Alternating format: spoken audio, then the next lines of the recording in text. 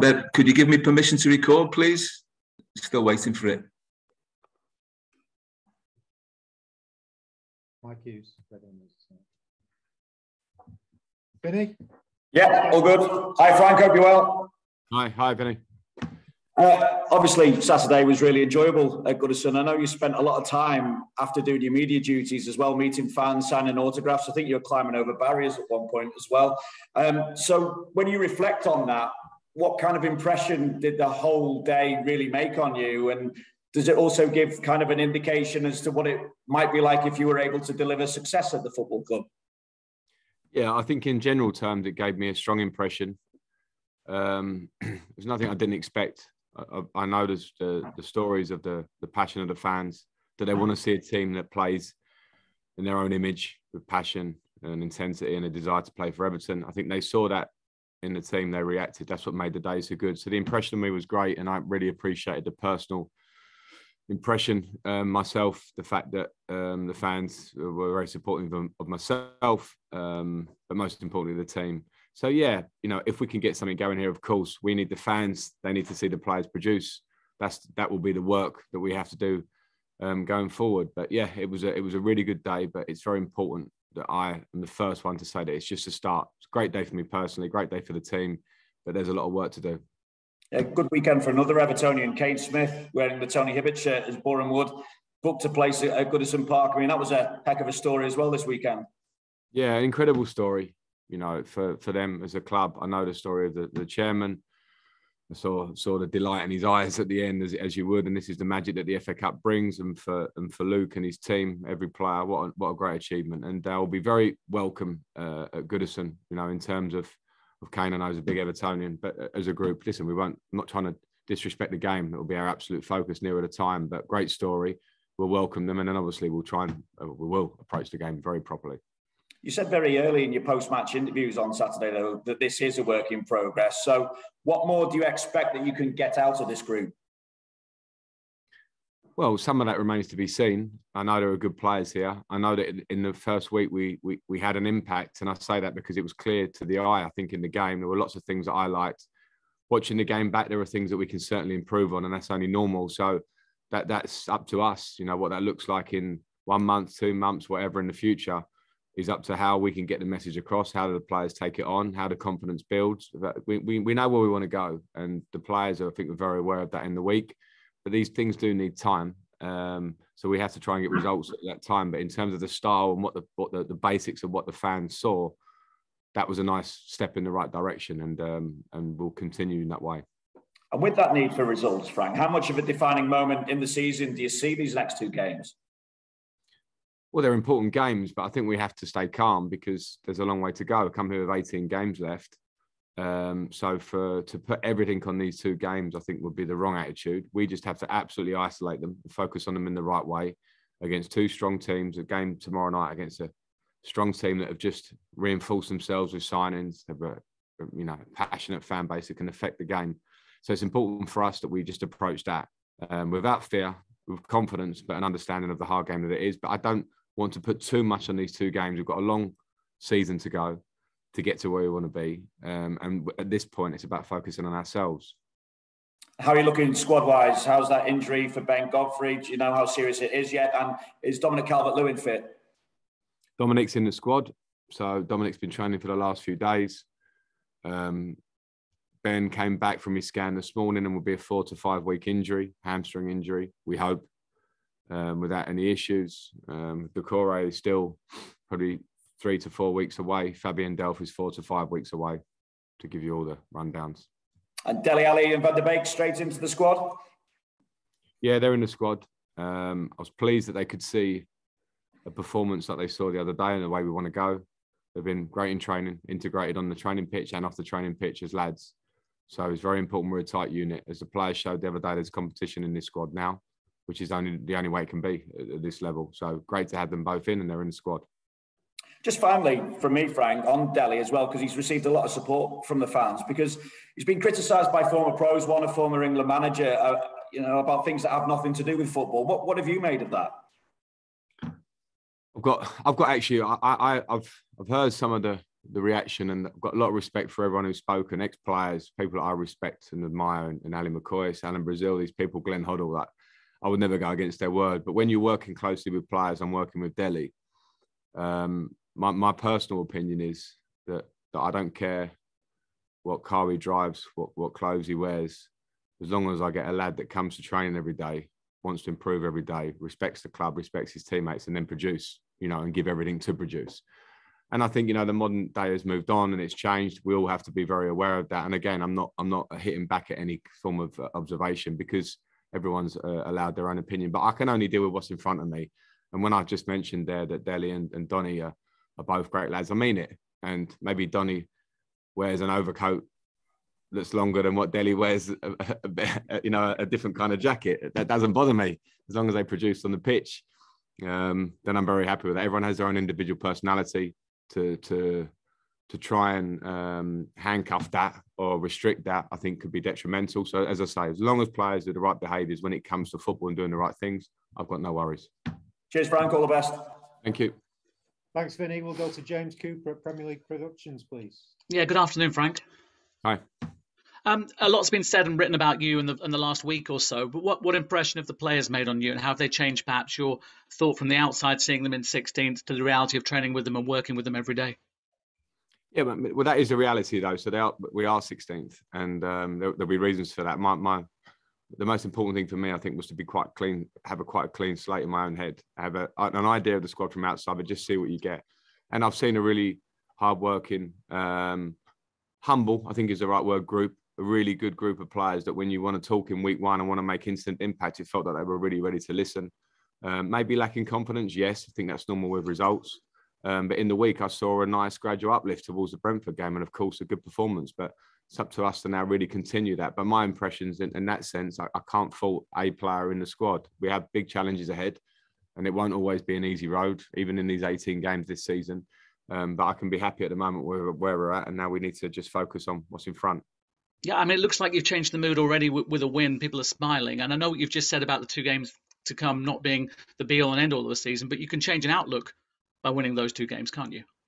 Yeah, we can. And that's, we have to be confident in ourselves, and we can change the outlook. Of course, at that point, you might start to be able to look upwards, but we're not there yet. And these are 2 tough games, and it's the Premier League. So, yeah, we're under. That's why I'm saying to stay calm, because they're tough games. And it shouldn't. We've only been here a week as coaching staff to try and change a team that was losing very regularly. It shouldn't be something that we have to go, okay, this is absolutely going to change, and we're going to, fly at the blocks after Brentford and continue in that way. The aim is that, of course, but we have to be realistic, and that's why it's take the focus out of the big picture for these 2 games. Worry about them as they come. See where we are after Leeds.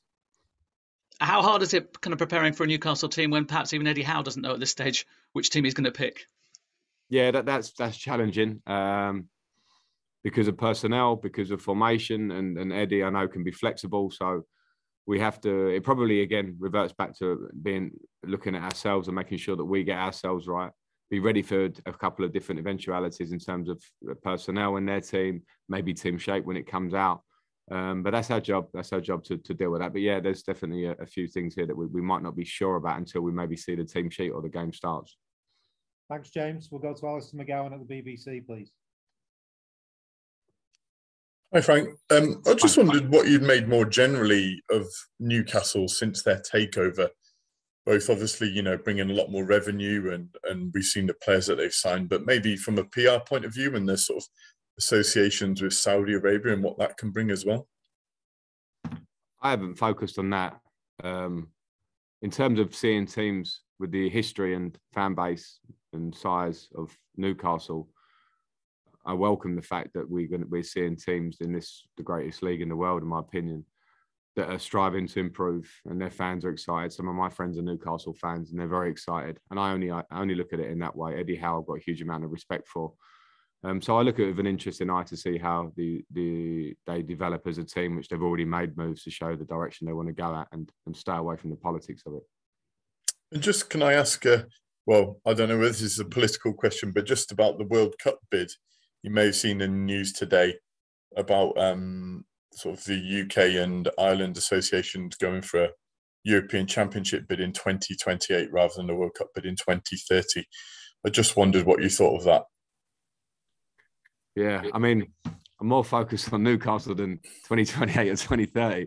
As an Englishman, I love, the Euros showed us, the good side of the Euros from an English point of view, which were fantastic. And I grew up, Euro 96 was a huge impression on me as a tournament held in England with some, players that were my heroes. So I understand the want and desire of fans.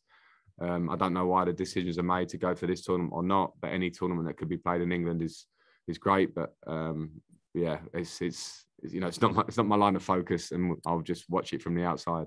Thanks, Frank. I appreciate that. I'll let you get back to football questions now. No, thank you. Cheers. Thanks, Alistair. We'll go to James Sabundra at TalkSport, please. Frank, it's obviously really positive news about Dominic Calvert-Lewin. How important a role do you see him playing this season and beyond that? Well, with a player like Dominic, when you get offered a job like this, you get excited about the challenge as a whole. And then you go to the squad and you get excited about working with players. Because I've gone up against Dominic, I watched him from the outside. I like his attitude, his demeanour. Without knowing him, I found him great in the week I've been here. And as a player, the talent that he has and the attributes he has, I love. So I'm very pleased that he's here and I'm able to work with him. I'm pleased that he's fit now. Do we have to be a bit careful with him in these early stages? Maybe. I haven't seen the injury. I know he's out for a while and has come back and now a little setback. So I'll manage that situation. But in terms of the player himself, really excited to work with him. Do you see Donny and Dele as players that can complement one another? What plans do you have for them this season? Yeah, I do, because I wouldn't bring them in if I didn't think they could complement one another in the same team.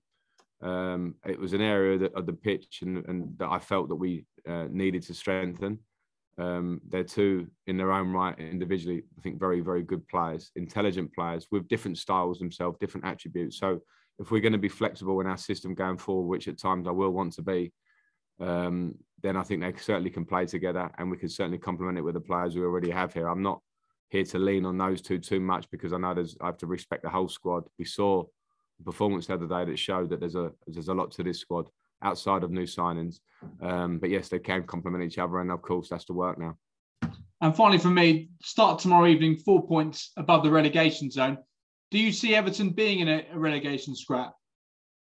Don't go that far. It's easy. It's an easy thing to lean on. Like, the reality is there for everyone to see. Coming in fresh, I can only think about performance and results. So they will prove it or not. If we can get results and get ourselves in a more comfortable position, great. We can start to look upwards. But at this moment, we just have to focus on our next game. Thanks, James. We'll go to Mike Hughes at Radio Merseyside, please. Hi, Frank. Hi, Mike. For a team that's leaked so many goals recently, how impressed were you with the overall defending? You've only had the team for a few days in training. You will have seen the videos from lots of matches so far. Was it a pleasant surprise? I was happy with the performance defensively. I always feel that the balance of attack and defence it leans on how much you can have possession of the ball. I know it was a big fallout of the game, probably because of what I said going into it about how much possession we had. My idea is that you have more possession, then there's less opportunity of the opposition scoring. We increased that a fair bit. I hope to increase that on a regular basis, so that helps. In terms of the defensive organisation, we worked on it in the week. Playing three centre-backs, I think, can sometimes give you more protection in those areas, and we worked on that in the week. So for me, it's always a mixture of what you do on a training pitch, what you get across in the messaging and meetings, and then the players, because they're the ones that have to deliver. And sometimes things can be confidence as much as they can be tactics. So it was a nice performance. A clean sheet didn't come our way, but in terms of a lot of the work we did and getting up the pitch, which is always a help, I was pleased in lots of ways. It's a bit early on in the season to be talking about 6-pointers, but given the proximity of Everton and Newcastle and how tight things are, it is a really massive game, isn't it? And I know you said, listen, there's 18 games left. Of course there is, but this can add to momentum or maybe put a little dent in it. Yeah, it can be, and that's a reality. I think probably the good thing about being a new manager is you don't feel the strain and pressure of that as such. I'm very aware of it. I'm not going to sit here and tell any lies and even to the players, but at the same time, I haven't been a part of what's been going on here before. So I look at the league table in a very straight manner, but when I actually speak with the players, I feel positive. I want to feel positive and have a positive outlook on it. And that's why I have to put perspective and say there's 18 games. Well, absolutely. approach this game trying to do the right things and win the game. But we would do if we were 10th, 8th, 6th. You know, it's important that we just focus on ourselves and have belief in what we can do. So yeah, the severity or whatever of the game is on. I understand it, but my hopefully my fresh walking in the building, let's attack this in a positive way, is also something that I can bring to the table. 4 goals on Saturday, 4 different goal scorers: Dominic Calvert-Lewin, Donny van der Beek, Dele Alli, all coming into the squad. It's a vibrant picture, isn't it, all of a sudden, from Everton in an attacking sense, and it hasn't been that for the vast majority of this season. Well, yeah, I hope so. And there's some great parts of the game the other day. Our front three were very, very mobile in their play, all offering different attributes. But I love the way that they were. All 3 of them were able to come between lines to receive the ball, but also force defenders back and have an idea that they want to run in behind. So that for me is great to see. That's how I want my teams to play. And then when you add in the players that either didn't start the other day, and obviously Donny and Dele and Anwar Ghazi, we have options. So it's up to me to make sure we get the balance of the team right. But you know, fans and myself want to see a team that's exciting in the way they want to play and aggressive in the way we want to attack. That's how I remember the great Everton teams growing up. So that's what I'll try and deliver. And you know, you're as good as your players and your tools, and we have good players in forward areas. Thanks, Mike. We'll just take 2 more in the open section. 1 from Carl Markham and 1 from Jerry Cox, please. Hi, Frank. Hi. You spoke earlier about not wanting to handcuff individual personalities. I'm just wondering how that benefits you to impose it on the pitch in terms of having individuals who have their own ideas and thoughts and personalities. Can you incorporate that into what you want to do on the pitch? Does it make your job a little bit easier? I think it's a different question to what coat Dele's wearing or whatever. I think it's more in terms of when you play and you have a game plan, the players have to have a discipline within that. So we have to have that. I'm not a fan of absolute freedom. I think that's probably an easy way to coach. Go and do it and express yourself. That has to be a plan. But I think when you do get to the top area of the pitch as well, particularly in the final third, it's not for me to tell, Anthony, Damari or Dele or Donny what decisions to take as such in that area, because that is where you want to give a little bit of a license for those players to. If they've got pressure from behind, okay, you might have to lay the ball off. If you've got space, drive and speed up the game. I think those things are for them. I'll always offer freedom within the structure of how we're playing, but the structure of the team is really important for me, so that the players have to buy into that first. Thank you. Thanks, Carl. And finally, Jerry, please. Jerry Cox. Hi, Jerry. Sorry, you're just on mute there, Jerry. Yeah. Sorry there. Hi, Frank. How you doing? All right, good, thank you. Good. Going back a couple of years, Dele was one of the most exciting young players in Europe, wasn't he? And I think he overtook some of your goal-scoring records and so on. Can you see him getting back to that level, and what can you do to help him? Well, I don't want to put a line or a target on it, because he was at an extremely high level. We all know that, and I loved watching him play. He was so effective in the way he played. So I think where we are now, the last thing I want to do is sit here and say this is where we're going to get to. But what is clear is that a player of his age at 25 who has those talents that we all saw, those talents are there. So we have to look at the reasons around it as to how we can help him get back there. And I talk about sometimes coaching and managing and as a staff being a service to the players. There's not a better example of having to be that in terms of what can we do for Dele? What can the environment do for Dele individually? How do we get him in the team and happy? And, that might be a process. I certainly don't want to sit here and say, this will happen tomorrow. Dele will be doing this in 3 weeks' time. But he's a talented boy. He's come to a new environment. He's settled in very quickly in these days with his teammates. And the reason I brought him is because I want to see those qualities that you spoke about 2 or 3 years ago. And I believe that we can get them out of him. So, yeah, that's where we're aiming for. But I don't want to set absolute targets on him. And just finally, with Dele and Donny too, do you think there's some element of the frustration of not having much game time is going to be a real positive for you, because they're going to be really bursting to play, aren't they? Yeah, and that's good. That's good. They can be bursting to play on both fronts. They've both got their different stories. Donny, I think from the outside, I don't know the details of Manchester United other than they've got a very big squad, and Donny's now with us, and he's a very talented boy. I see that in training in the last week. Very intelligent. I knew that when I teamed against him in the past. And yeah, if they're the bit between their teeth, great. But, you know, also we have other players in the squad as well. So it'll be a case of push yourself to get in the team and show, because we're still Everton Football Club. It's a big team here as well. But I brought them in to come and play, but they have to make sure that they earn the right. And as I say, in week 1, they've shown both in training the reasons why I brought them here. So I look forward to seeing that on the pitch. Thanks very much.